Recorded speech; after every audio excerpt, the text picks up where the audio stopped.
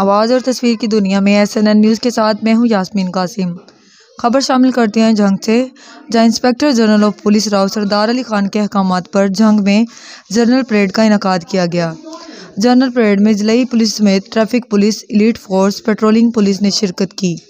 DSP legal जंग ने सलामी ली परेड का मुआयना किया और परेड में शिरकत करने वाले पुलिस अफसरान का टर्न आउट भी चेक किया।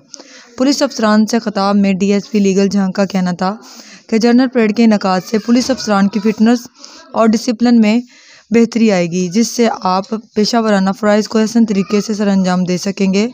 तमाम पुलिस अफसरान अपने फ़राइज़ पूरी लगन और नेक नीति के साथ सरअंजाम देकर महकमा की नेक नामी का बायस बने।